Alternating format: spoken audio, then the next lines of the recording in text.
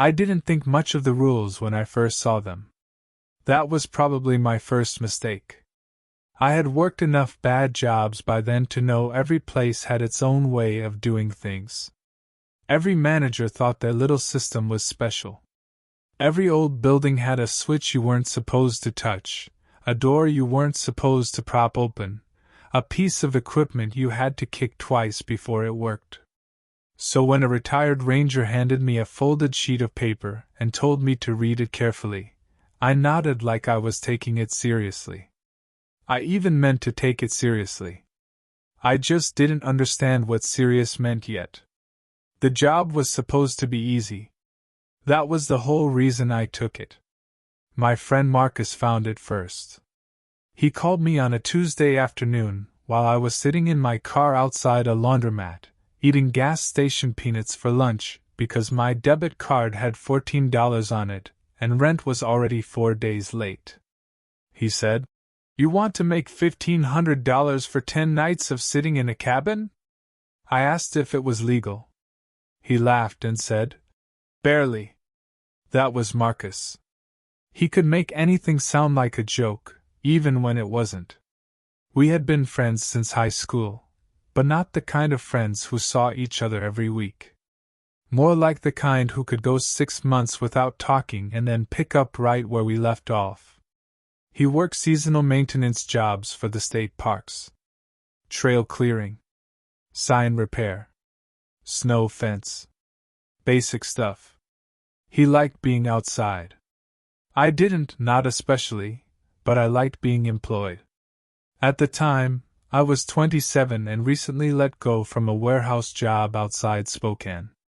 I had been working nights loading grocery pallets. It was boring, hard on the back, and it paid just enough to keep me behind on everything. When the company cut our shift, I told people I was taking some time to figure things out. That was a lie. I was broke.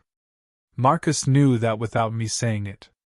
The job was through a contractor that handled off-season security for national park properties. There was a small ranger cabin in the North District of Black Pines National Park. Officially it was called Birch Creek Field Station, but everyone just called it Birch Cabin. It sat about 18 miles up a service road that closed every year when the snow got too deep. The park had been dealing with break-ins at unused cabins. People stealing copper pipe, batteries, emergency radios, whatever they could carry. There were also hunters who ignored boundaries and hikers who thought closed roads didn't apply to them.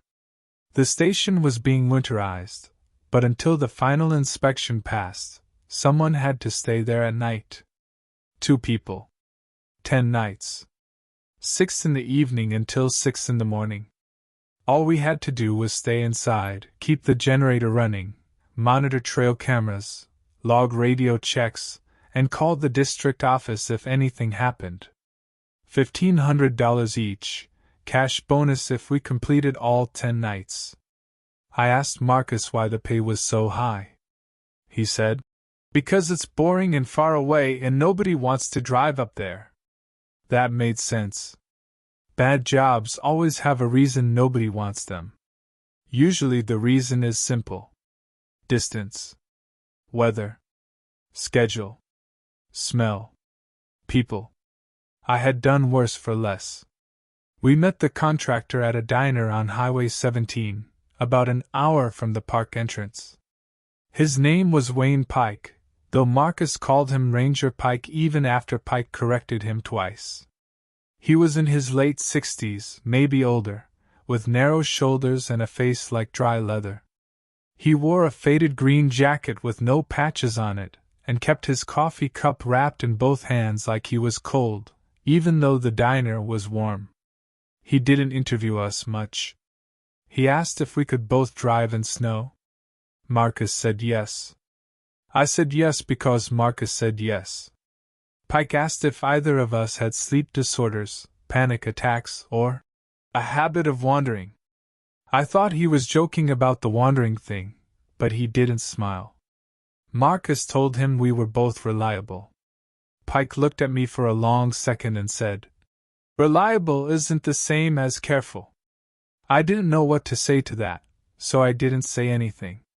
He slid a thin folder across the table. Inside were copies of our contract, a map, gate codes, contact numbers, and a list of tasks. It all looked official enough.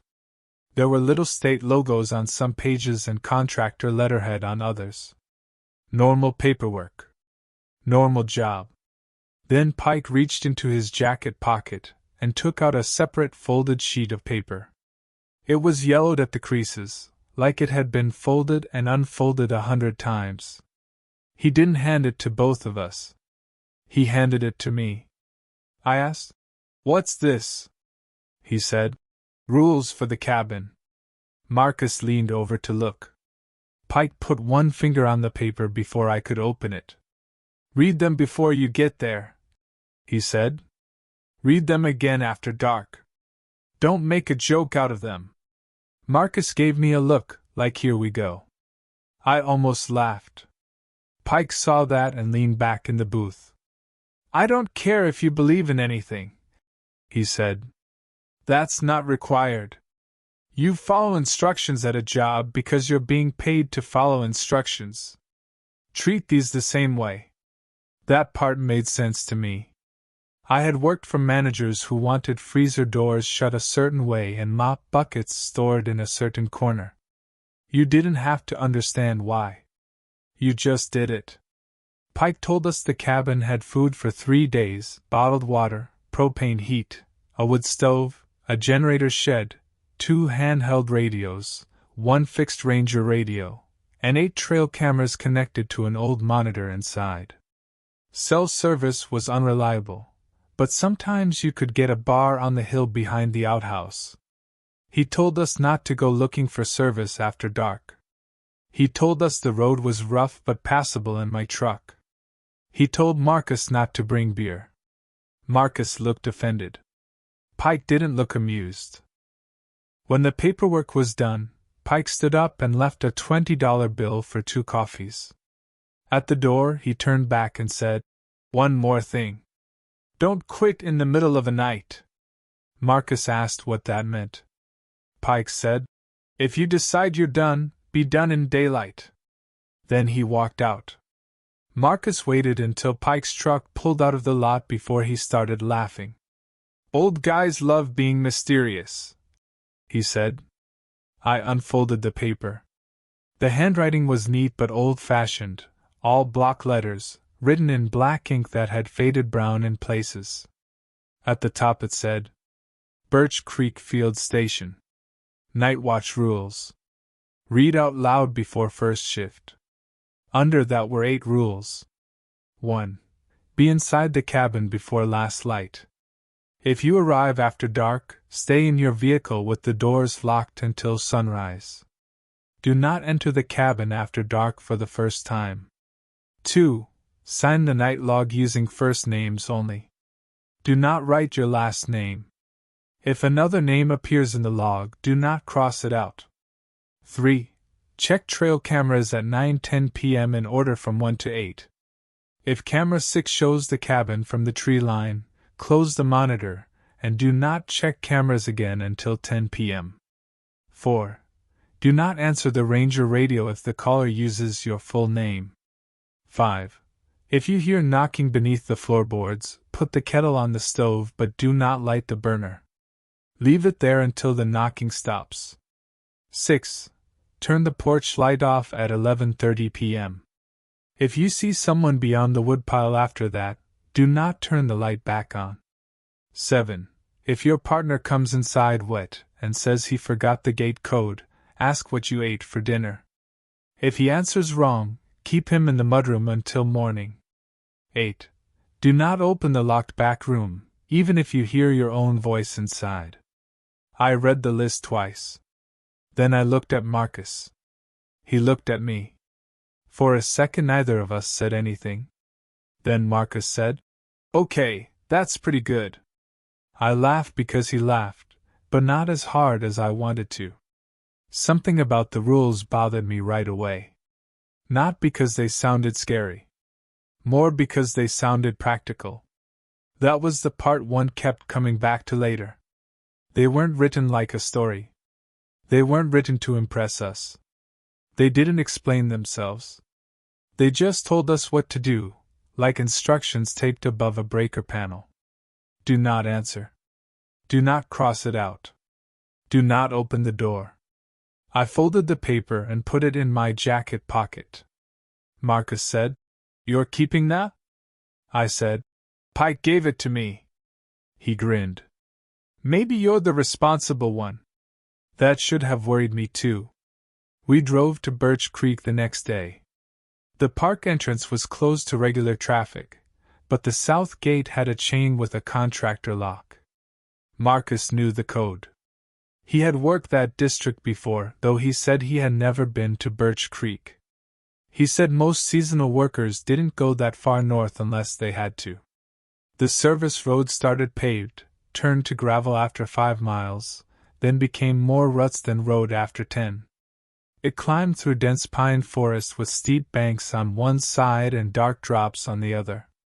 There were no houses. No traffic. No power lines after the first few miles. Just trees pressing in close enough that the road felt like a hallway.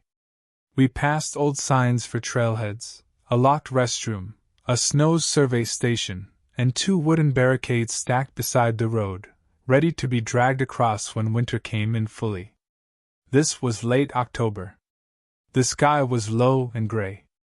There was old snow in the shaded ditches, but the road itself was mostly mud and frozen puddles. My truck complained the whole way up. Marcus was in a good mood. He had brought a duffel bag, a cooler, a sleeping bag, and an old portable speaker, even though Pike told us not to treat the place like a campsite. He kept saying how easy this was going to be. 10 nights. No customers. No boss standing over us. No city noise. Think about it, he said. People pay to rent cabins like this. People pay to sleep, I said. We'll sleep during the day. You will. He looked over at me. Still doing that thing? What thing? Being awake when everyone else is asleep. I didn't answer. He knew me too well. Nights had always been easier for me. Not because I liked the dark. I just liked fewer people. The warehouse had suited me for that reason. You showed up, did the work, went home. No pretending. No small talk unless you wanted it. The cabin came into view around 4 in the afternoon. At first it looked almost disappointing. I think part of me expected something dramatic after Pike's rules. Some rotting shack with broken windows, leaning in the trees. Birch Creek Field Station was not that. It was a sturdy 1-story cabin with brown log siding and a metal roof. There was a small porch out front, a mudroom on the right side, and a narrow gravel lot with 2 spaces. Behind the cabin sat a generator shed, an outhouse, and a woodpile covered with blue tarp. A thin creek ran somewhere nearby. I could hear it but not see it through the trees. There was also a radio mast, a weather station pole, and 2 trail signs half buried under fallen needles. It looked old but maintained. Lonely, yes, but not frightening. The kind of place that would be on a postcard if the light hit it right. Pike was already there. His truck sat beside the cabin, backed in, facing the road. He was on the porch, smoking a cigarette even though there was a "No smoking" sign nailed beside the door. He watched us park. "You're early," he said. Marcus said. "Trying to impress you." Pike didn't respond. He gave us the tour. Inside, the cabin had a main room with a desk, a radio station, 2 old chairs, a small table, a propane stove, a sink with a manual pump, and a cast iron wood stove. There was a bunk room with 2 narrow beds. The mudroom had hooks for coats, a boot tray, a first aid kit, a snow shovel, and another door that led outside. At the back of the cabin was a locked door. It looked heavier than the others. Newer, too. The cabin walls were old pine, but that door was plain gray metal with a deadbolt and a keypad lock above the handle. Someone had screwed a strip of rubber along the bottom, like a weather seal. Marcus tapped it. That storage? Pike said. Back room. What's in it? Things that don't concern you. Marcus smirked. Secret Ranger stuff. Pike looked at him until the smirk went away. The main desk held a black binder, a clipboard, a pen tied to a string, and an old monitor connected to the trail cameras. The camera system looked like something from the early 2000s. Grainy black and white feeds, each labeled in white text. Cam 1, Road Gate. Cam 2, Lower Trail. Cam 3, Creek Crossing. Cam 4, Service Shed. Cam 5, East Slope. Cam 6, Fire Cut. Cam 7, Porch. Cam 8, Ridge Marker. Pike showed us how to cycle between feeds. The image lagged every few seconds. Camera 2 had dead pixels in one corner. Camera 6 showed a narrow slash through trees where fire crews had cut a line years earlier. No cabin view. I noticed that because of the rule. Camera 6 was not pointed at the cabin. It was pointed away from it, into black trunks and brush. Pike showed us the radio. There were 2 daily check-ins. One at 6 p.m. with district dispatch. One at 6 a.m. before shift end. If there was trouble, we used channel 3. If the radio went down, we used the satellite phone in the drawer, but only for emergencies. Then he made us read the rules out loud. I thought he had been speaking figuratively when the paper said that. He hadn't. He stood beside the desk while I unfolded the sheet. The cabin was quiet except for the low hum of the monitor and Marcus shifting his weight by the stove. I read all 8 rules out loud. My voice sounded flat in the little room. When I finished, Pike said, "Again." Marcus said, "Come on." Pike didn't even look at him. So I read them again. This time I felt stupid. I also felt something else. Not fear exactly. More like embarrassment on behalf of all 3 of us. 3 grown men in a cabin, repeating a handwritten warning like kids playing a game. When I finished the second time, Pike took the paper from me and taped it to the wall above the desk. Then he pointed at the black binder. "That's the official log. Write shift activity in there. Times, weather, camera checks, radio calls, supply issues. Anything odd." Marcus said. "Define odd." Pike said. "You'll know it when you don't want to write it down." That shut him up. Before Pike left, he walked outside and made us watch him lock the gate chain in a certain way so the numbers on the padlock faced the road. He checked the porch light. He checked the generator. He checked the back room door by pulling the handle once, hard. Then he stood by his truck and looked at the tree line. It was almost dusk by then. The woods had gone blue in the spaces between trunks. The cabin windows were warm behind us. Pike said, "You boys get scared, that's fine. Scared people can follow rules. It's bored people who don't." Marcus rolled his eyes when Pike turned away. I didn't. Pike started his truck, then lowered the window. "One more thing," he said. I had a strange feeling he was looking only at me.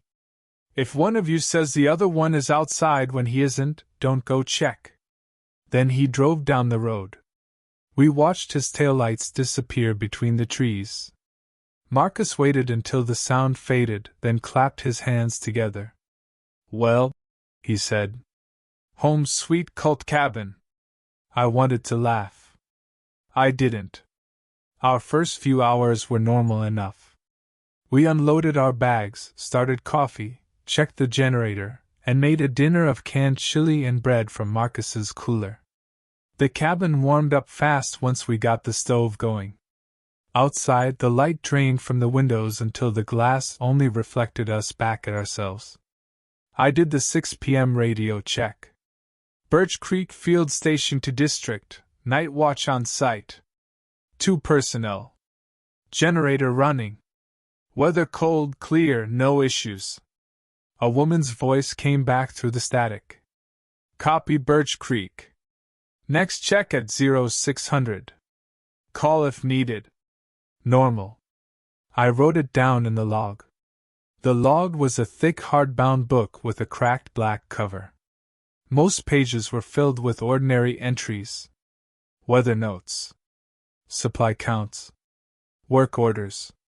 Mouse droppings found in pantry. South shutter loose. Generator serviced. Bear sign near creek. Some handwriting was neat. Some almost unreadable. I flipped back a few pages and found entries from earlier that month. Pike's name appeared several times, but only as W. Pike. A few other rangers had signed with initials or first names only. The current page was blank. At the top, someone had written the date. Below that were 2 lines. Night watch. Arrived before last light. Marcus leaned over my shoulder.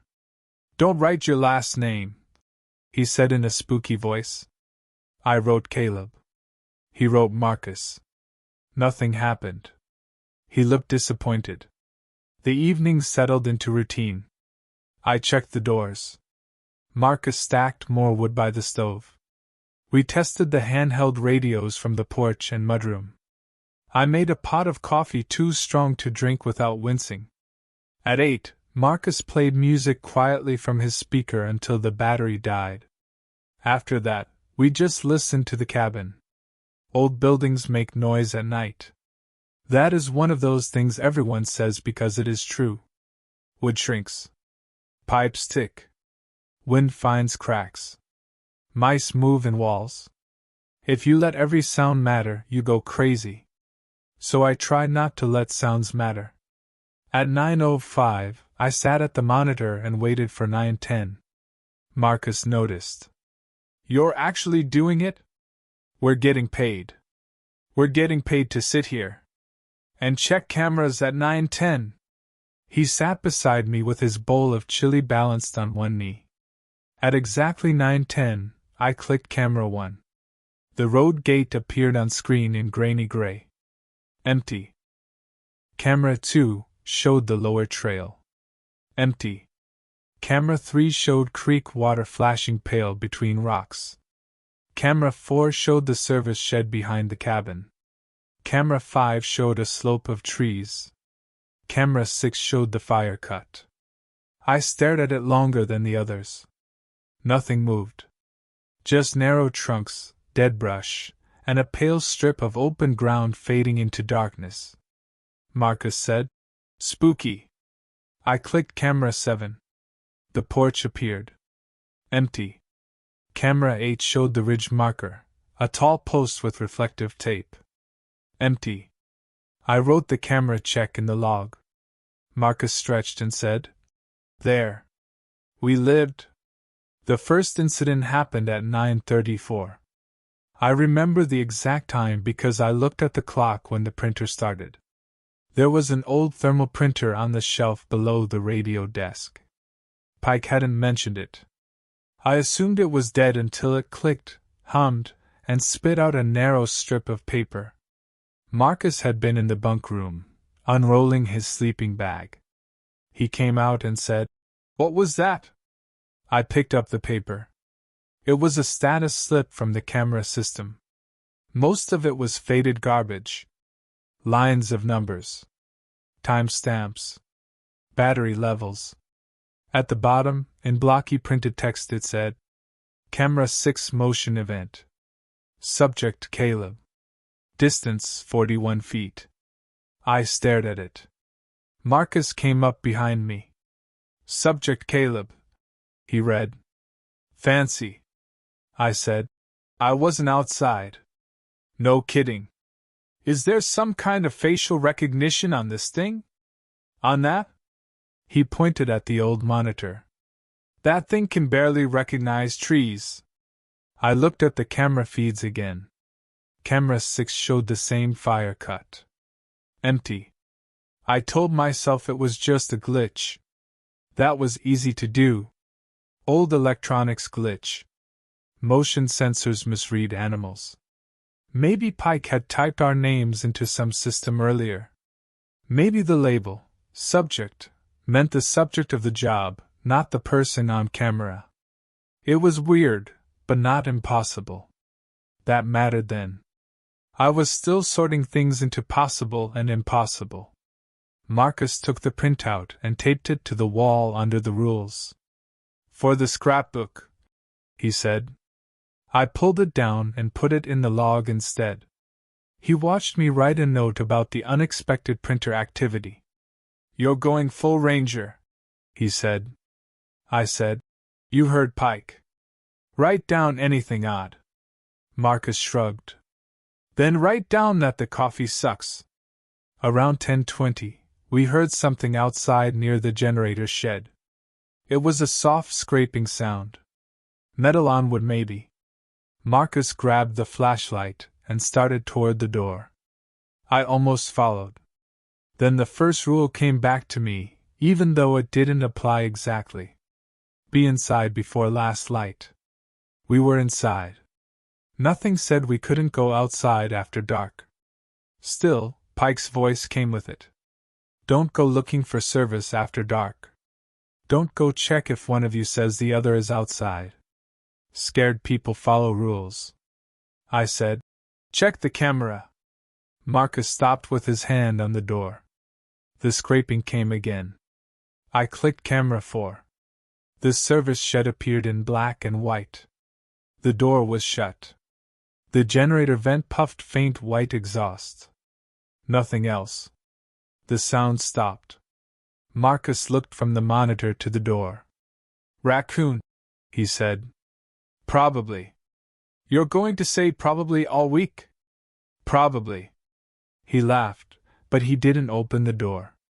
That was the first time one of us almost did something stupid and didn't. I wish I could say we learned from that. At 11:25, I remembered the porch light. It was a single yellow bulb above the front door. The switch was beside the desk, labeled porch. It had been on since before dusk, casting a circle of weak light over the porch steps and the first few feet of gravel. Rule 6 said to turn it off at 11:30. Marcus asked why. I said, I don't know. Maybe moth conservation. 5 minutes. He leaned back in his chair and watched the clock. That was one of the worst parts of the whole job. The clock watching. Time in that cabin didn't move right. Not in a supernatural way at first. Just in the way night shift time always feels wrong. Minutes stretched when nothing happened. Then an hour vanished while you stared at a monitor. You became aware of every small scheduled thing because the schedule was the only structure around. At 11:30, I turned off the porch light. The cabin changed. I don't know how else to say it.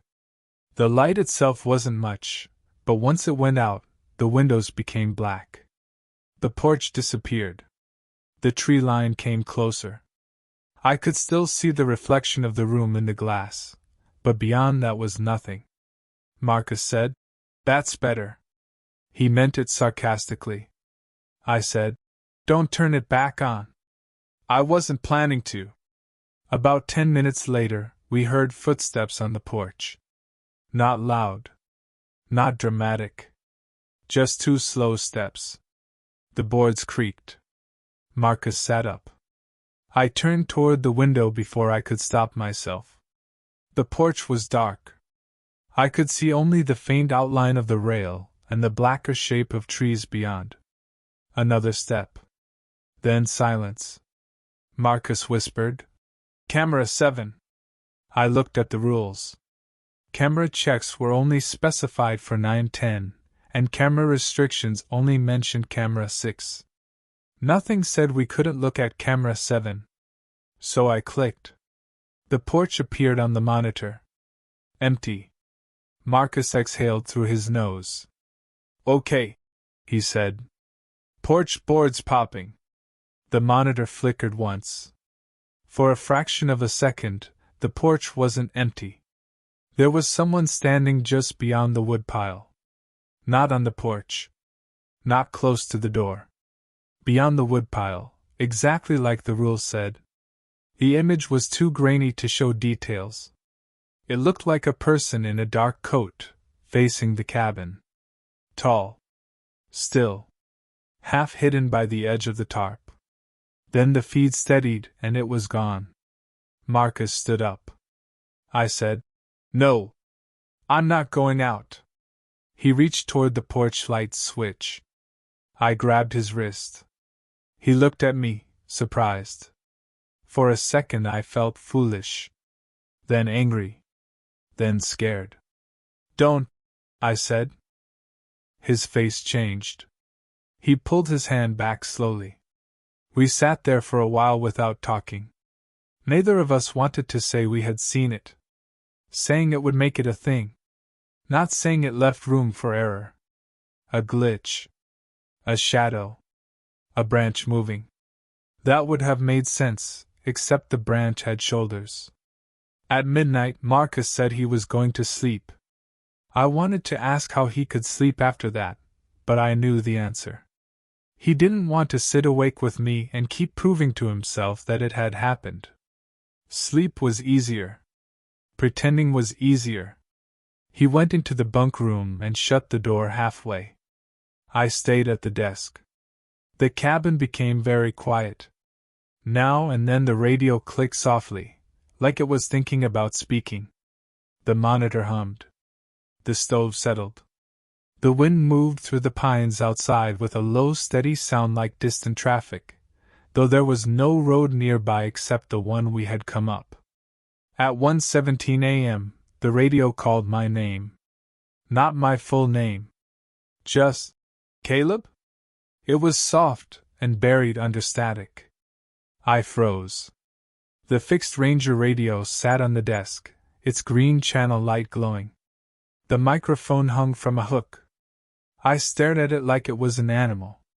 "Caleb?" The voice was female. For one stupid second, I thought it was my mother. Not because it sounded exactly like her. It didn't. But it had that same tired softness she used late at night when I was a kid and she found me awake in the kitchen. I reached for the microphone. Then I looked at the rule. Do not answer the Ranger radio if the caller uses your full name. It had not used my full name. That was the argument my brain made. It was not my full name, so maybe answering was allowed. Maybe dispatch needed something. Maybe radio signals bounced strangely in the mountains. Maybe there was another Caleb on the channel. The microphone was cold under my fingers. The radio clicked again. "Caleb Ward?" I let go. My last name seemed to hang in the room after the static cut off. I didn't move for a long time. Marcus snored once from the bunk room. I wrote in the log. 0117 radio transmission received. Caller used my full name. No response given. My hand shook while I wrote. I didn't mention the voice. At 2:06, I heard knocking beneath the floor. It started under the desk. 3 taps. Then a pause. Then 3 more. Not loud. Not urgent. The polite kind of knock someone gives when they don't want to wake a house. I looked down. The floorboards were wide pine planks with dark lines between them. Nothing moved. 3 taps. My mouth went dry. Rule 5. If you hear knocking beneath the floorboards, put the kettle on the stove but do not light the burner. Leave it there until the knocking stops. I stood too fast and bumped the chair into the wall. The knocking stopped. For a second I thought that was it. Then it started again from under the stove. 3 taps. I grabbed the kettle from beside the sink. It was old and blue with chipped enamel around the handle. There was water already in it. I put it on the propane stove. My hand hovered over the burner knob. Do not light the burner. I left it alone. The knocking continued. Now it came from the bunk room. Marcus stopped snoring. I stood in the middle of the cabin, listening to something move under the floorboards toward him. 3 taps. Pause. 3 taps. Marcus said from behind the door. Caleb? I didn't answer right away. He said, What is that? I said, Stay in bed. He opened the bunk room door. His hair was flattened on one side. He looked annoyed more than scared until the knocks came from directly under his feet. He jumped back. What the hell? Kettle, I said. What? The rule. He stared at me. Then another sound came from under the floor. A scrape. Like fingernails, except I don't want to call it that because I don't know what it was. Marcus backed into the main room. The kettle sat on the stove in the dark, unlit and useless. The knocking moved back toward the desk. Then under the door to the back room. 3 taps. Pause. 3 taps. Marcus whispered. Is there a crawl space? I don't know. Something's under there. Don't. I didn't say I was going to check. But he was looking at the floor like men look at things they think they can fix. The knocking continued for 23 minutes. I know because I watched the clock and wrote down the time when it stopped. At 2:29, silence returned all at once. Not fading. Just gone. The kettle stayed on the stove until sunrise. Neither of us slept after that. At 6 a.m., I made the radio check. My voice sounded normal, which felt almost insulting. Birch Creek Field Station to District. Night watch secure. 2 personnel. Generator running. No emergency. The same woman answered. Copy Birch Creek. Anything to report? I looked at the log. Camera 6 printout. Figure beyond woodpile. Radio caller. Knocking under floor. Marcus was standing by the stove, arms crossed, watching me. I said, No emergency. Dispatch said, Copy. Next check 1800. That was it. Outside, the woods looked ordinary in morning light. Cold.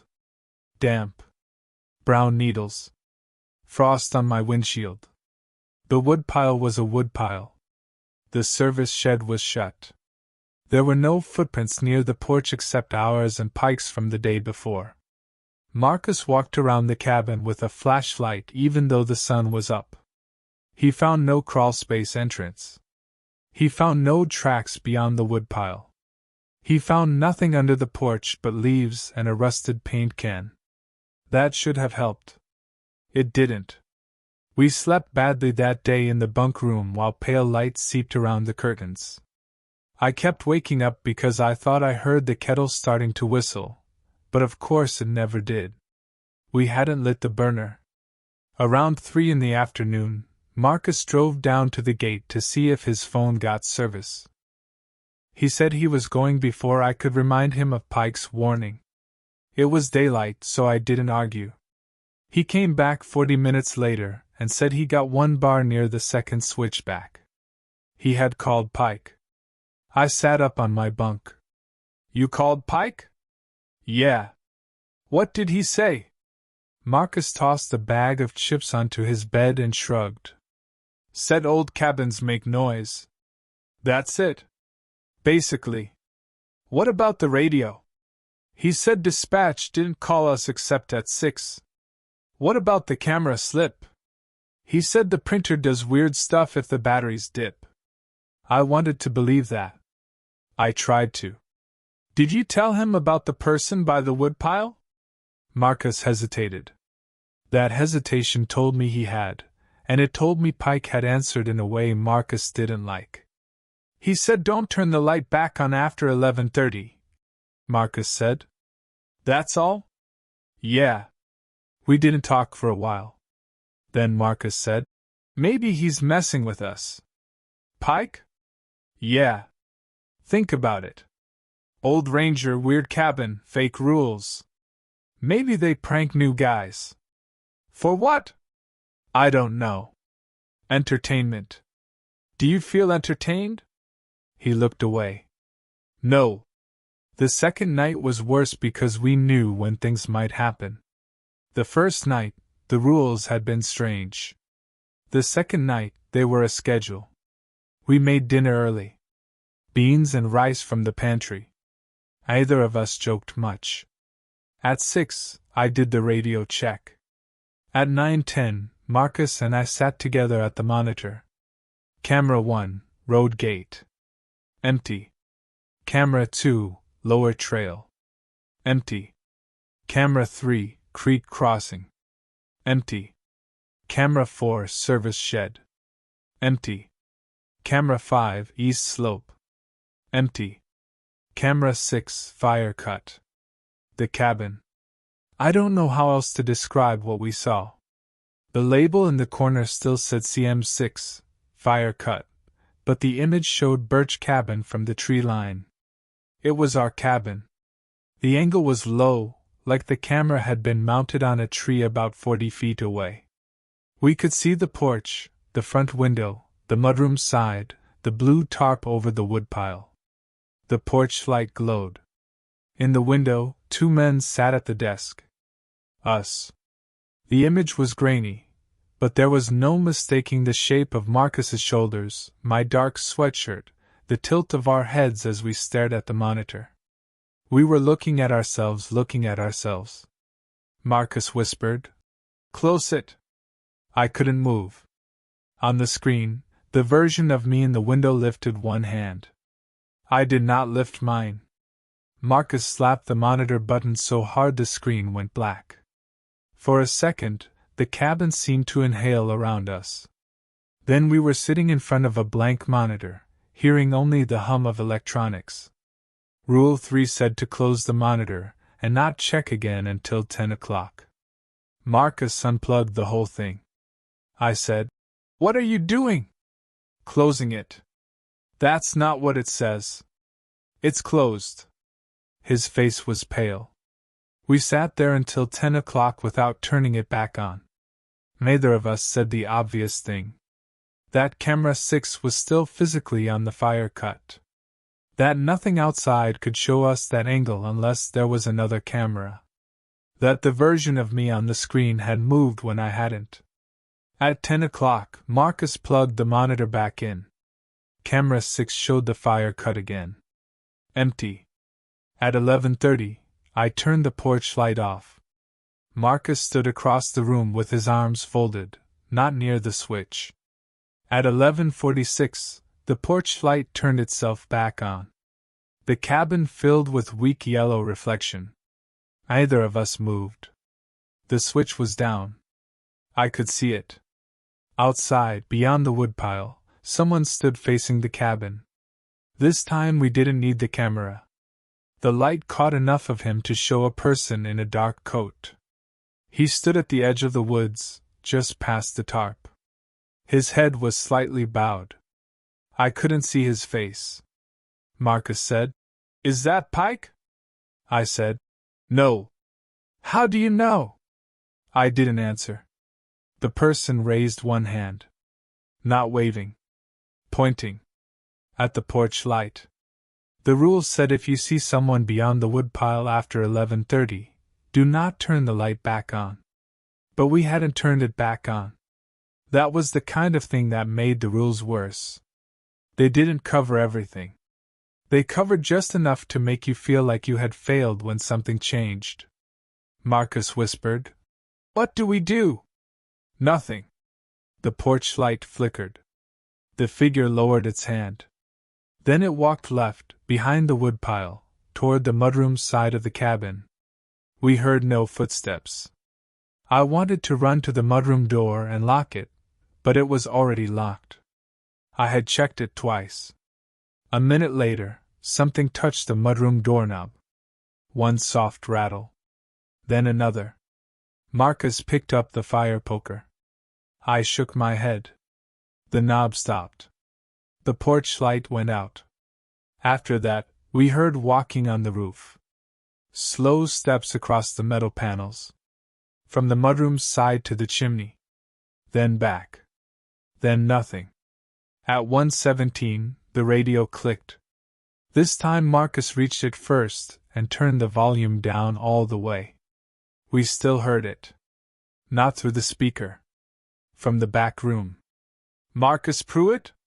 The voice was mine. Marcus looked at me. I hadn't spoken. The back room door stood at the end of the cabin, gray and blank. The keypad glowed a small red dot. My voice came from behind it again. "Marcus?" I could see him trying to make sense of it. People always talk about fight or flight, but there is a third thing. Work. Your brain tries to turn terror into a task. Find the source. Identify the problem. Fix the problem. Marcus walked toward the back room door. I grabbed his sleeve. "No." He shook me off. "It's a speaker. Don't open it." "I'm not opening it." He bent toward the keypad. My voice from inside said, "He's lying to you." Marcus froze. I felt all the blood leave my hands. The voice said, "Caleb didn't write everything in the log." Marcus turned to look at me. I said, "Don't listen." The voice laughed once. I had never heard myself laugh like that. Maybe no one hears themselves correctly. Maybe that was the point. The back room went quiet. Marcus backed away. He didn't ask me what I had failed to write. I think he was afraid I would answer. Later, after the knocking started at 2:06, I wondered if we had misunderstood Rule 8 from the beginning. Do not open the locked back room, even if you hear your own voice inside. I had thought it meant something might imitate us from behind the door. That was scary enough. I hadn't considered the possibility that the voice was not imitating us. I didn't know why that mattered yet.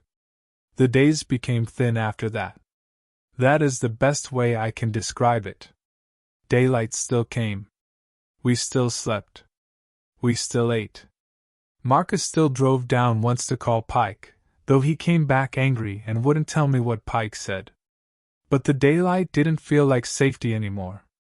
It felt like a pause between shifts. A false normal. At noon after the second night, a park maintenance truck drove up. I almost cried when I saw it. A young ranger got out.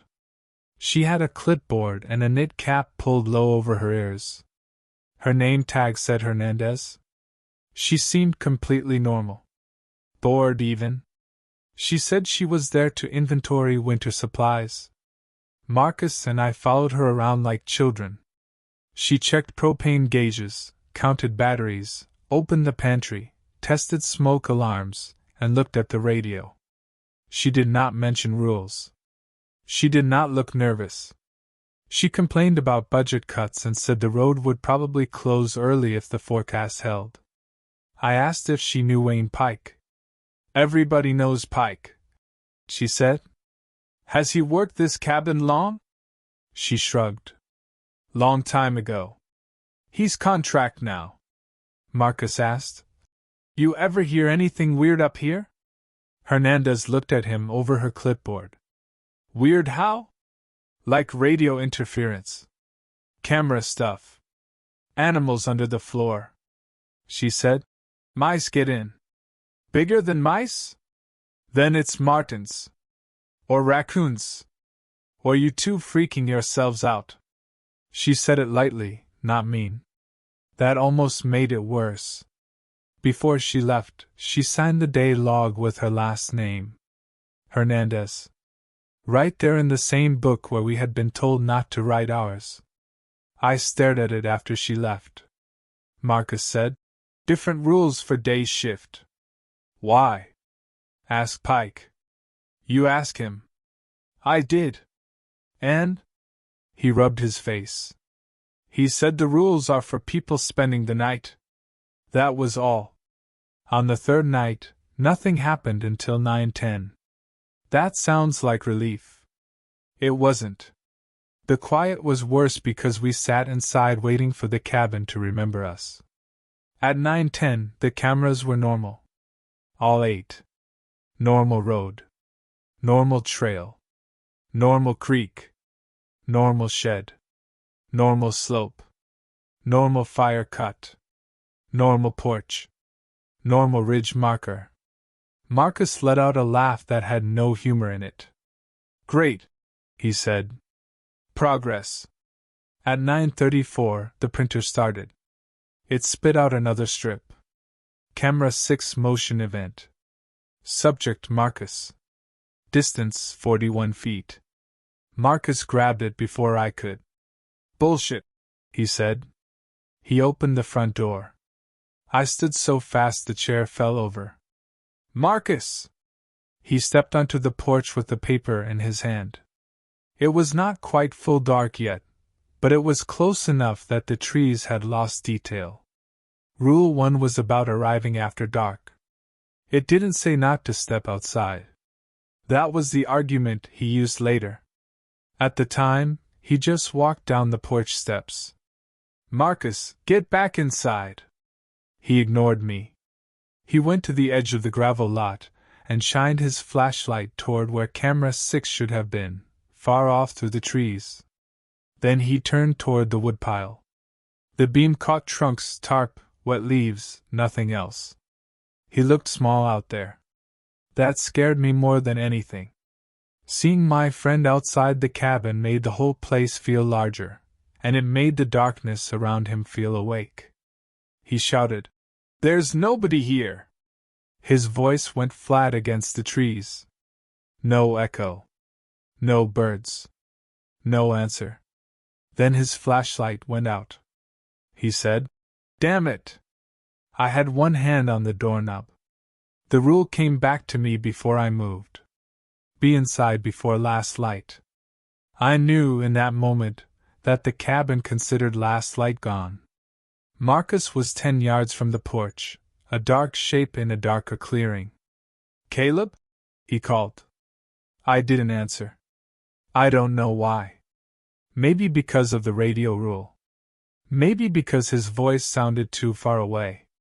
Maybe because I was a coward. He called again. "Caleb, toss me the other flashlight." I looked at the spare flashlight on the table. The right thing was simple. Open the door. Throw it to him. Pull him inside. Instead, I stood there holding the knob. Beyond Marcus, near the woodpile, another shape moved. It was only for a second. A darker patch sliding between trees. Marcus did not see it. I opened the door just enough to throw the flashlight. It landed on the porch and rolled down 2 steps. Marcus ran for it, grabbed it, and came inside. I shut the door behind him and locked it. He was breathing hard. "What is wrong with you?" he said. I said, "Something was behind you." That stopped him. He looked through the window. There was nothing there now. Of course there wasn't. He wanted to be angry.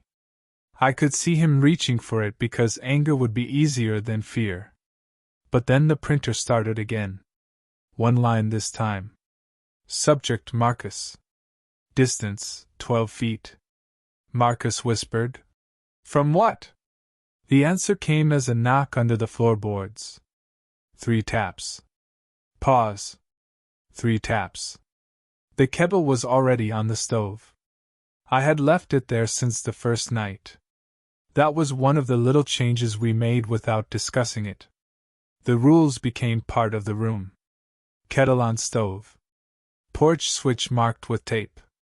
Log open. Flashlights charged. Booths facing the door. Chairs angled so either of us had our backs to the back room. The knocking moved under Marcus's feet. He stepped away. It followed. He stepped again. It followed again.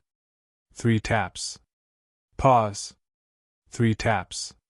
Marcus said, "Stop." The knocking stopped. For 1 full second. Then it knocked from inside the back room door. Not under it. On it. 3 taps from the other side. Marcus picked up his sleeping bag and moved it into the main room that night. He said it was warmer by the stove. I didn't argue. He slept in his chair for maybe 20 minutes at a time. I didn't sleep at all.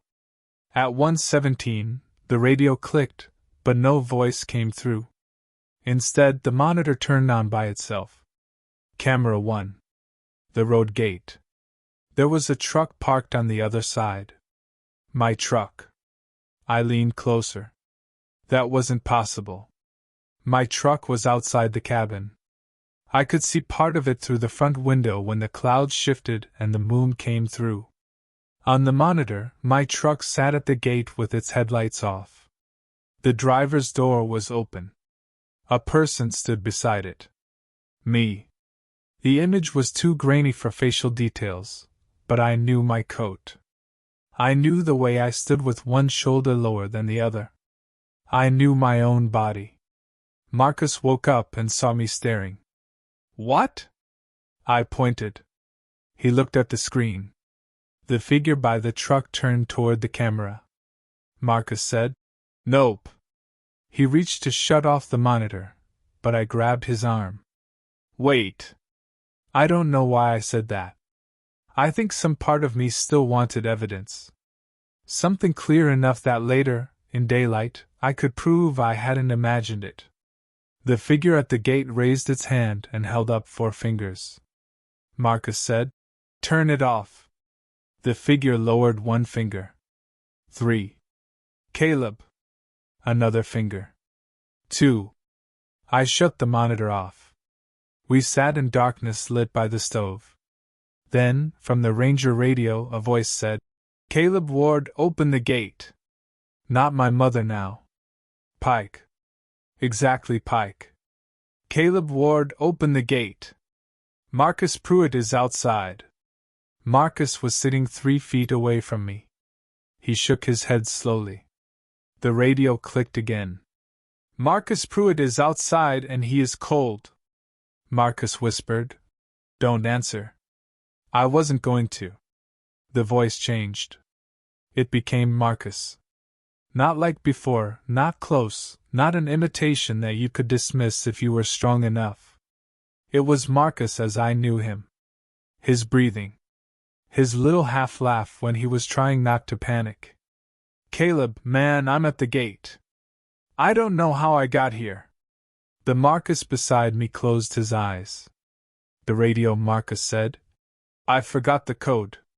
My mouth went dry. Rule 7. If your partner comes inside wet and says he forgot the gate code, ask what you ate for dinner. If he answers wrong, keep him in the mudroom until morning. Marcus was not inside wet. He was beside me, dry. The voice was at the gate, or said it was. That was when I first thought the rules were not instructions for one situation each. They were warnings about patterns. Forgot the gate code. Wet. Dinner. Mudroom. The details were handles. Ways to recognize something when it tried to make a strange thing sound normal. The radio Marcus said, "Please." The real Marcus covered his ears. I turned the radio volume down. The voice kept coming, faint but clear.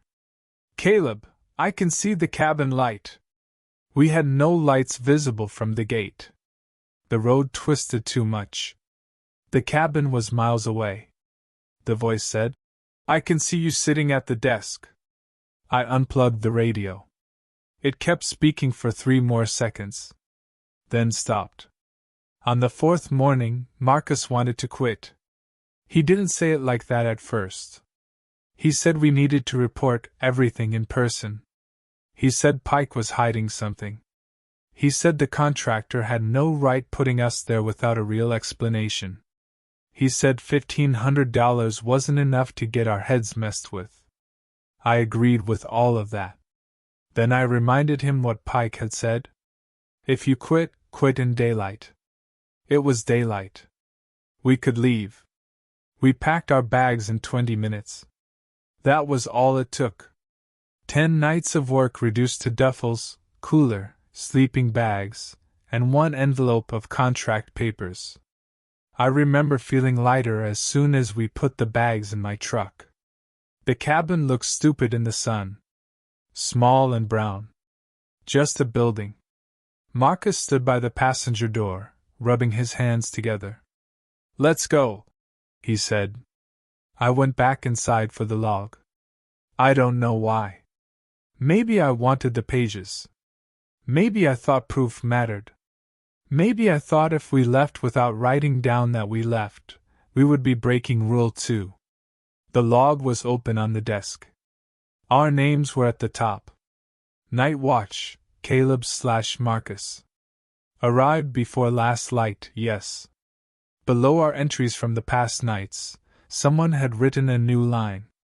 It was fresh. The ink still shone. Marcus left at 9:34 p.m. I stared at it. Marcus had stepped outside at 9:34 the night before. He had come back. He was outside now, by my truck. I looked through the window. Marcus leaned against the passenger door, impatient, alive, normal. The log didn't say Marcus stepped outside. It said Marcus left. Under that, in the same handwriting, was another line. Caleb stayed. My first thought was that Pike had come in while we slept. That was absurd, but it was better than the alternative. I tore the page out. I shouldn't have done that. I know that now. The second my fingers pulled the paper from the binding, every radio in the cabin turned on. The fixed Ranger radio. The handhelds charging on the shelf. The weather alert unit near the sink. Even Marcus's dead portable speaker made a burst of static. All of them at once. Voices layered over each other. My name. Marcus's name. Pike. Dispatch. My mother. Marcus laughing. A child crying. Someone breathing hard. Someone repeating the gate code over and over. Then the back room door shook once. Hard. I dropped the torn page. The noise stopped. Outside, Marcus shouted, "Caleb?" I grabbed the torn page and shoved it into my jacket. When I stepped onto the porch, Marcus was no longer by the passenger door. He was standing beside the woodpile. My truck doors were shut. The gravel between truck and woodpile was undisturbed. I said, "Marcus?" He looked at me. Something was wrong with his expression. Not monstrous. Not blank. Just confused, like I had woken him from deep sleep. He said, "Why am I over here?" I didn't answer. He looked down at his boots. They were wet. Not damp from frost. Wet. Water ran from the cuffs of his jeans into the gravel. The creek was 50 yards away through trees. Marcus looked back at the cabin, then at me. "I forgot the gate code," he said. For a moment I couldn't move. The rule had sounded so specific that part of me believed it would announce itself clearly when it mattered. Like a drill at work. Alarm goes off. Follow procedure. But real fear doesn't feel like procedure. It feels like betrayal. Marcus blinked at me. "Dude," he said. "What's the gate code?" His voice was exactly his voice. His face was his face. He shivered. I said, "What did we eat for dinner?" He laughed a little, confused. "What?" "Last night." "What did we eat?" He looked annoyed now. "Are you serious?" "Answer me." "Beans. Rice. That hot sauce from your bag." Relief almost knocked me down. That was right. Then Marcus smiled. Not much. Just a small tired smile. He said, "And chili the first night. Burned my tongue on it." Also right. I opened my mouth. Before I could speak, something knocked beneath the porch. 3 taps. Marcus didn't react. I said, Get in the mudroom. What? Go in the mudroom. Not the main room. Mudroom. Caleb, it's freezing. Please. He stared at me. Then he walked toward the side door. I followed at a distance. The mudroom had its own outside door and an inner door into the cabin. I opened the outer door and let him step inside. He sat on the bench, still shivering. His wet boots squeaked on the mat. I stood in the main room, on the other side of the inner door, with my hand on the latch. Marcus looked at me through the little square window. This is messed up, he said. I know. You asked the question? I answered. I know. Then open the door. The rule said if he answered wrong, keep him in the mudroom until morning. He had answered right. So I should have let him in. That was the first time I realized the rule could be incomplete. Or maybe I just wanted it to be incomplete because some part of me already knew. Marcus leaned closer to the window. His breath fogged the glass. Caleb, he said quietly. Open the door. Behind me, on the desk, the torn log page moved. Not far. Just enough to slide off the edge and fall to the floor. I looked at it. When I looked back, Marcus was still at the window. But now his hair was dry. His jacket was dry. The water on the floor of the mudroom was gone. He smiled again. This time I did not almost open the door. He saw that. His face changed so subtly I might have missed it in any other life. His expression didn't become evil. That would have been easier. It became disappointed. Like I had failed the test. He stepped back from the window and sat on the bench. Then, in Marcus's voice, he said, I'll wait. I kept him there until sunrise. At 6:03, I opened the inner door. The mudroom was empty. Marcus was asleep in the passenger seat of my truck. Dry. Alive. Angry when I woke him. He said he had been in the truck the whole time waiting for me. He said I came outside, looked at him, and told him to stay put. He said I went back into the cabin and locked the door. He said I left him out there for hours. I asked if he remembered standing by the woodpile. He said no. I asked if he remembered being wet. He told me to stop. We drove down the mountain at 7 a.m. Either of us spoke for the first 6 miles. Then my truck died. Not sputtered. Died. The engine shut off on a straight stretch between walls of pine. The dashboard went dark. Steering locked hard for a second before I forced us onto the shoulder. Marcus cursed and hit the glove box. I tried the ignition. Nothing. No click. No lights.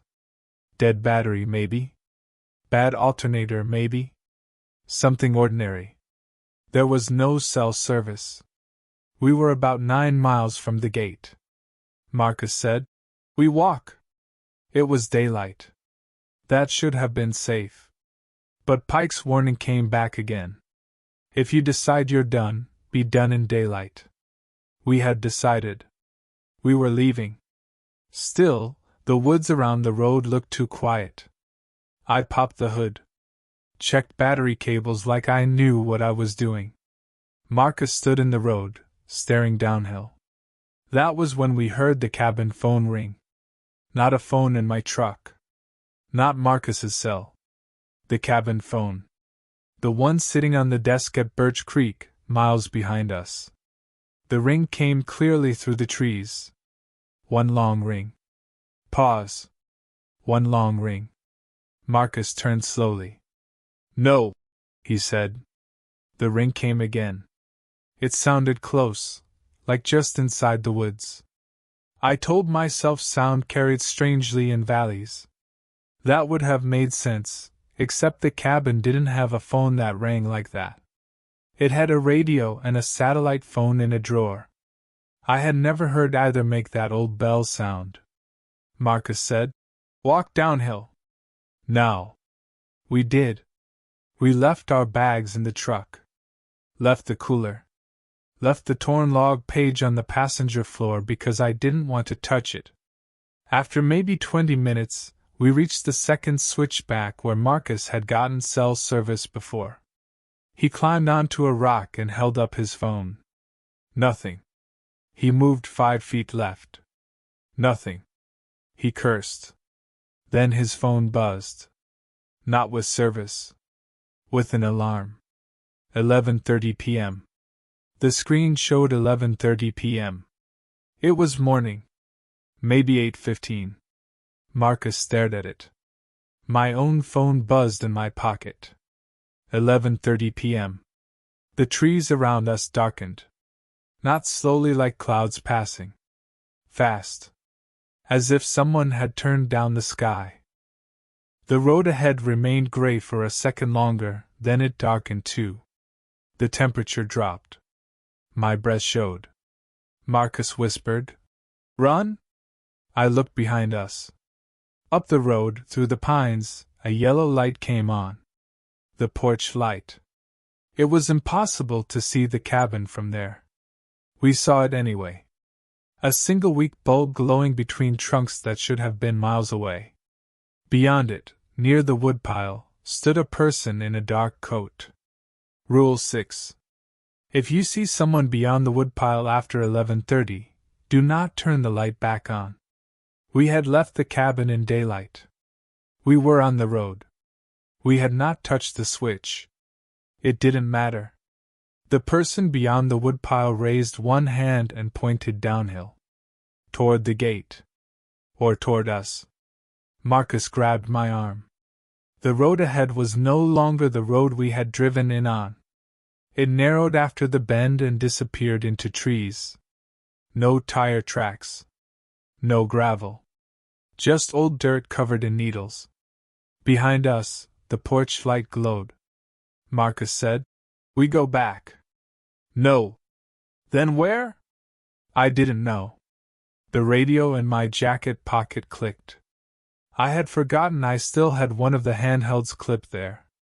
Pike's voice came through. "Birch Creek, this is Pike. Report status." Marcus looked at me. The radio hissed.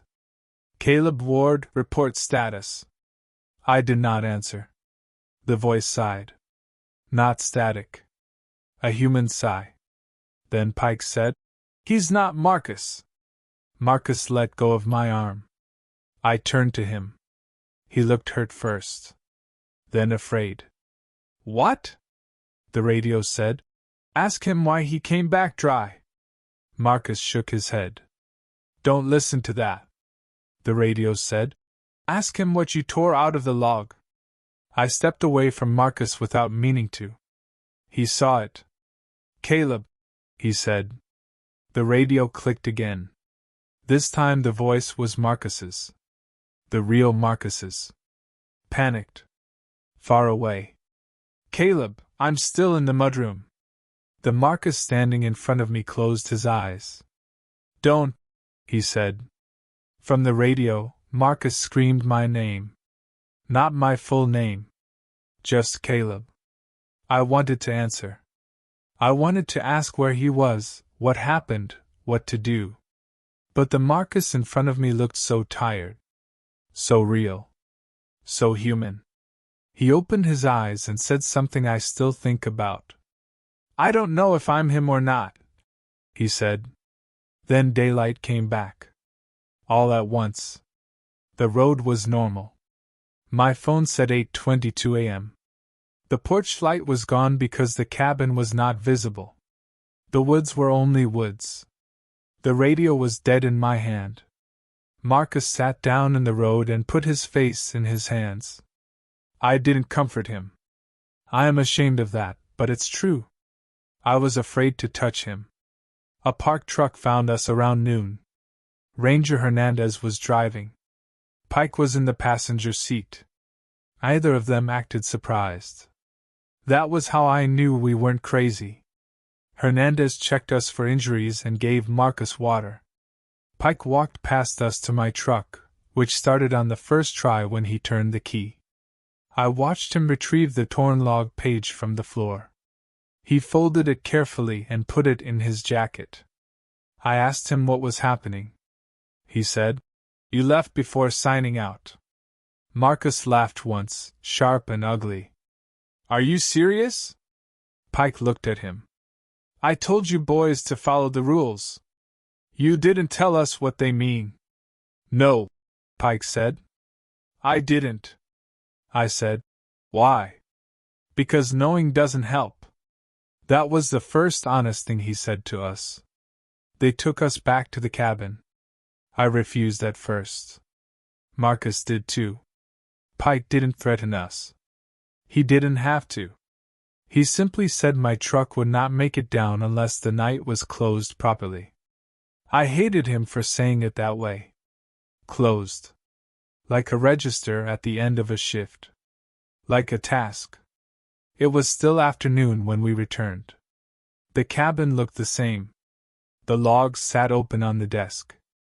The torn page had been placed back inside, not attached, just laid where it belonged. The line was still there.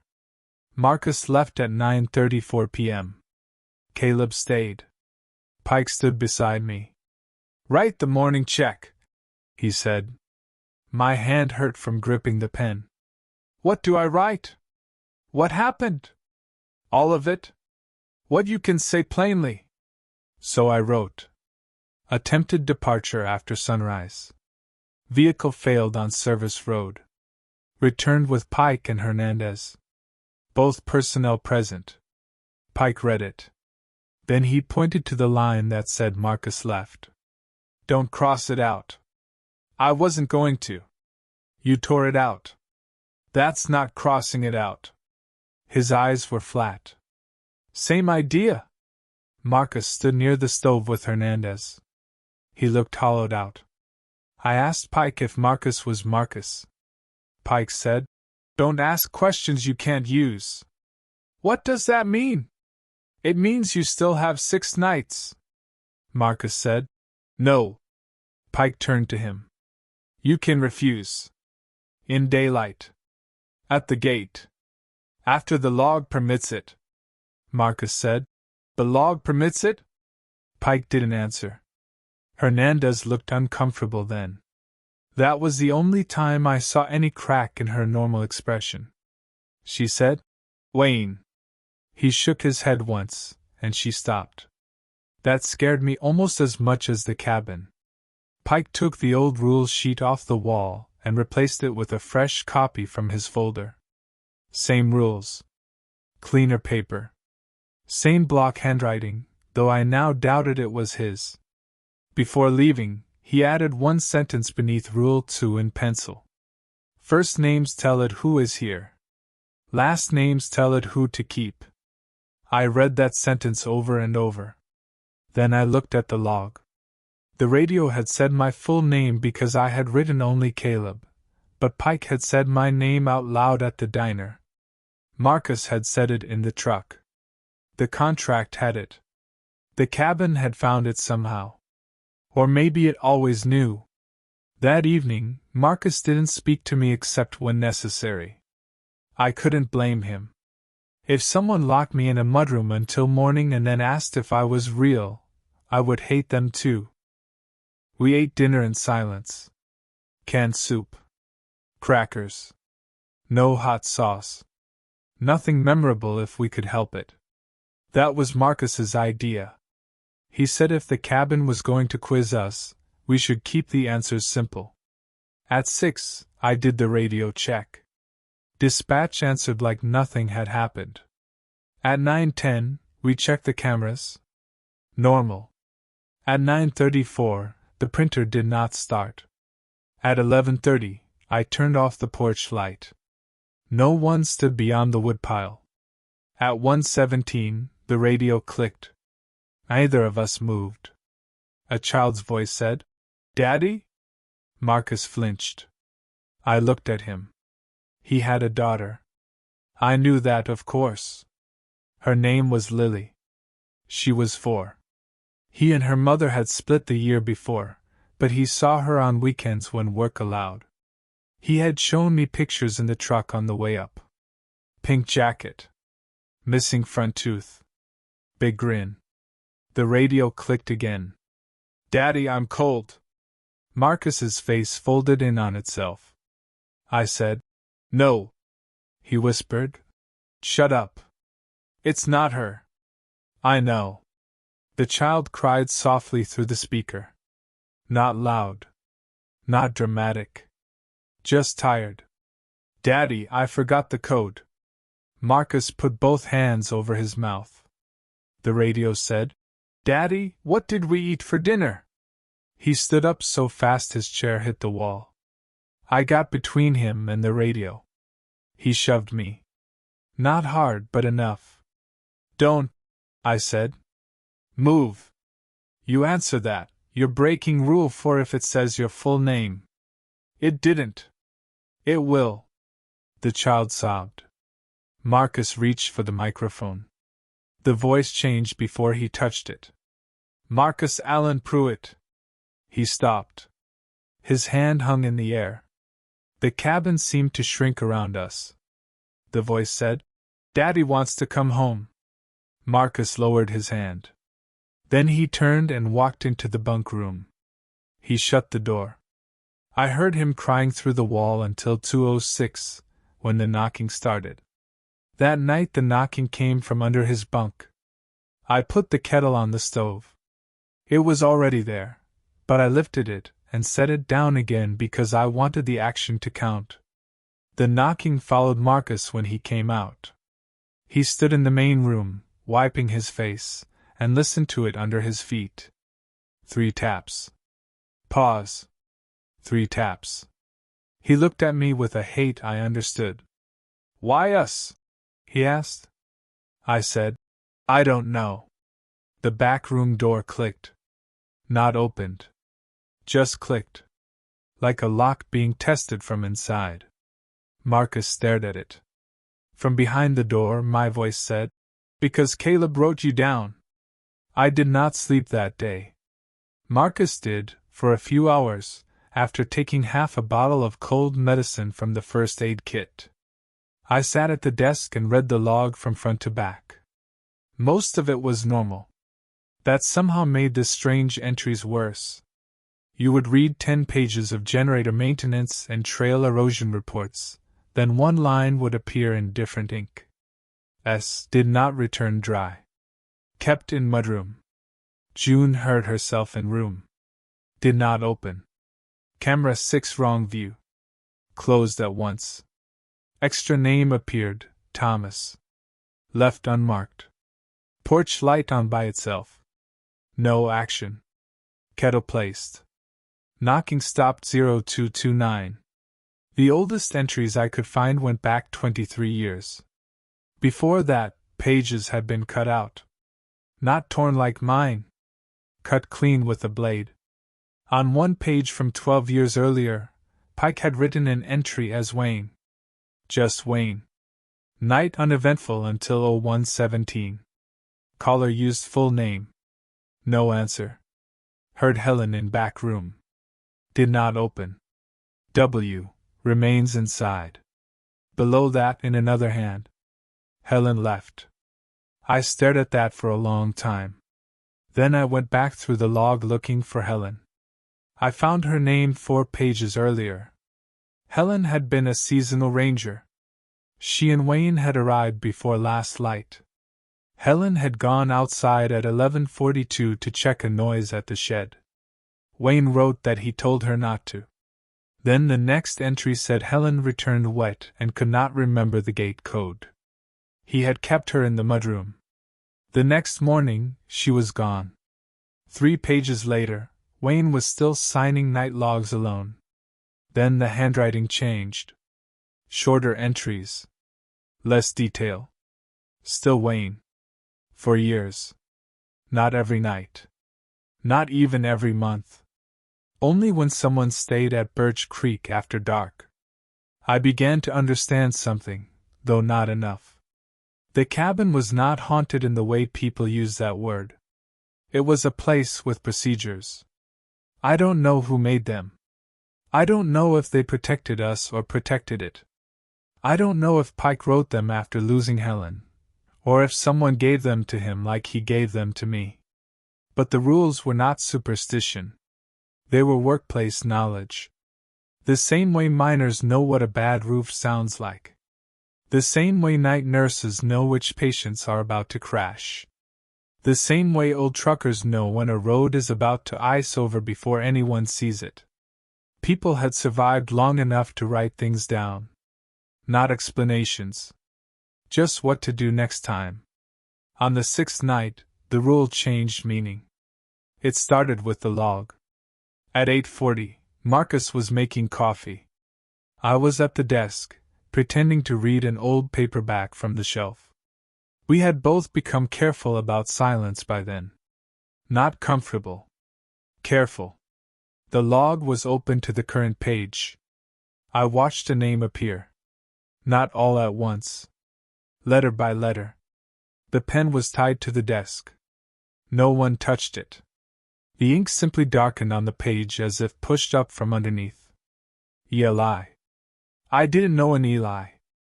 Marcus saw my face and came over. We watched the last letter form. Eli. Rule 2 said if another name appears in the log, do not cross it out. Marcus whispered. Who's Eli? I said. I don't know. At 9:10, camera 1 showed a boy at the road gate. He looked about 12. No coat. No backpack. Just a gray sweatshirt and jeans. He stood on the wrong side of the gate, inside the park, facing up the road toward us. Marcus said, No. Camera 2 showed him walking the lower trail. Camera 3 showed him at the creek crossing. Each time he appeared closer. Too fast. Not running.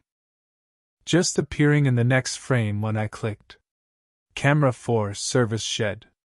Empty. Camera 5 east slope. Empty. Camera 6 fire cut. The cabin from the tree line. In the monitor's grainy image, Marcus and I sat at the desk. Behind us, inside the cabin, a boy stood in front of the back room door. I closed the monitor. Marcus turned around. No boy. The room was empty. But the back room door was unlocked. I could see it immediately. The keypad light, normally red, glowed green. Marcus saw it too. Either of us spoke. From behind the door came a boy's voice. Mr. Caleb? I didn't know any boy named Eli. I had no reason to feel responsible for him. Still, hearing a child say your name in a dark cabin does something to you. Not because it is scary in the obvious way. Because every normal part of you knows children should be answered. Mr. Caleb, I'm stuck. Marcus shook his head. The boy said, It's cold in here. Rule 8. Do not open the locked back room, even if you hear your own voice inside. But it wasn't my voice. That was the gap. That was the hook. I stood up. Marcus grabbed my shoulder. It says your own voice, I said. It says don't open the locked back room. It's not locked. The green light shone steadily. Marcus swallowed. That's what it wants you to think. The boy knocked from behind the door. 3 taps. Pause. 3 taps. But the rule for knocking said beneath the floorboards. This was on the door. Different rule. Different situation. That was how it worked on you. It didn't make you forget the rules. It made you lawyer them. The boy said, My dad left me. My hand moved toward the handle. Marcus said, Caleb. The boy said, He wrote my name and left me. I stopped. Behind the door, the boy started crying. Quietly. I looked back at the log. Eli. No last name. Just first. First names tell it who is here. Another name had appeared. Do not cross it out. I had thought that meant don't erase a ghost name. Don't anger whatever wrote it. Don't deny the warning. But that night I understood it differently. The rule was not there to protect us from the extra name. It was there to protect the extra name from us. If another name appeared, it meant someone was there in whatever way the cabin counted presence. Crossing it out would be leaving them unacknowledged. Or worse, handing them over. The boy behind the door said, "Please don't let me be crossed out." I backed away. Marcus whispered, "What do we do?" I picked up the pen. My hand shook. Below Eli I wrote, "Eli present. Not opened." The crying stopped. The green light on the keypad turned red. The back room door locked. Marcus let out a breath that sounded almost like a sob. At 2:06, the knocking came from under the floorboards. I put the kettle on the stove. This time, from beneath the floor, a boy whispered, "Thank you." After that, Marcus stopped trying to quit. Not because he accepted it. Not because he became brave. Because he no longer believed leaving was simple. We had 4 nights left. We moved through them like men working around dangerous machinery. We followed the rules. We made coffee. We logged everything plainly. We did not use full names. We did not talk about family. We kept dinners simple and repeated them out loud afterward like passwords. Soup and crackers. Rice and beans. Peanut butter. Coffee. At 11:30, porch light off. At 2:06, kettle placed. At 6 o'clock, radio check? The cabin still tried. Of course it did. On the 7th night, Marcus heard his daughter singing from the outhouse. He did not go outside. On the 8th night, I saw my mother on camera 3, standing barefoot in the creek, holding the blue kettle. I closed the monitor, even though it wasn't camera 6. On the 9th night, the log printed my last name by itself 5 times on the thermal printer. Ward. Ward. Ward. Ward. Ward. I burned the slips in the stove. Maybe that was against the rules. Nothing happened right away. That was worse. Marcus and I barely looked at each other by the final night. Not because we were angry anymore. Because looking at him raised too many questions. There were small differences I couldn't ignore. A scar on his left thumb I didn't remember. The way he stirred coffee with his right hand when I thought he was left-handed. A story he told about high school that placed me in a class I never took. He noticed things about me too. I know he did. Once he asked when I had started wearing my watch on my other wrist. I told him I always had. He said, "No, you didn't."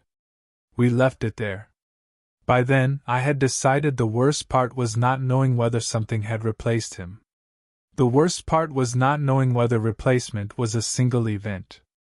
Maybe Birch Creek didn't take people all at once. Maybe it corrected them. A memory here. A habit there. A name. A scar. A version of dinner. A moment outside you did or did not remember. By the end, maybe no one was taken. Maybe you just became the one the log allowed to leave. The final night was clear and very cold. The sky at sunset was pale green near the ridge, with one strip of orange behind the trees. Frost formed on the inside corners of the windows. The generator coughed twice around 7, and Marcus and I both looked at each other like the world had ended, but it steadied. We made coffee. We ate soup and crackers. We said it out loud. "Soup and crackers," Marcus said. "Soup and crackers," I repeated. At 9:10, the cameras were normal until camera 6. Camera 6 showed the cabin from the tree line. This time, we were not in the window. The main room was empty. The porch light was on. The cabin door was open. I closed the monitor. Marcus said, "That didn't show us." "No. That's new." "Yes. We waited until 10 o'clock. When I turned the monitor back on, camera 6 showed the fire cut.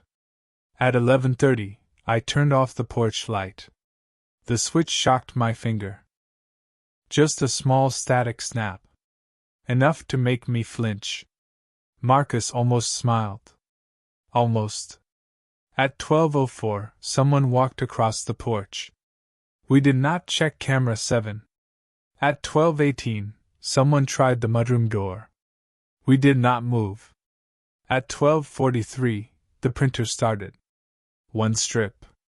Marcus left at 9:34 p.m. We already knew that line. Another strip printed. Caleb stayed. Then another. Eli present. Not opened. Then another. Wayne remains inside. I picked that one up. Marcus read it over my shoulder. Pike? He whispered. The back room door clicked. The keypad turned green. From behind it, Pike's voice said, "Boys?" It sounded old. Not like the Pike who had driven us up and down the mountain. Older. Weaker. "Boys, I need you to open up." Marcus stepped away. I said nothing. Pike's voice said, "Helen's here." The name hit me because I had read it in the log. Helen left. Wayne remained. Old entries. Old loss. The voice behind the door said, "She's been here the whole time." Marcus whispered, "Don't." I wasn't moving. I could see Pike's face in my mind. The coffee cup in both hands. The dry voice. Reliable isn't careful. Don't quit in the middle of a night. Behind the door, Helen laughed softly. Then my mother spoke. Then Marcus's daughter. Then the boy named Eli. Then me. My own voice. "Caleb," it said. "Open the door." Rule 8 finally fit perfectly. Do not open the locked back room, even if you hear your own voice inside. But the door was not locked. The keypad was green. The handle had turned slightly outward, just enough to show the latch was free. My voice said, "I'm the one who leaves." Marcus made a sound beside me. I looked at him. He was crying without wiping his face. He looked exhausted beyond fear. The radio clicked on.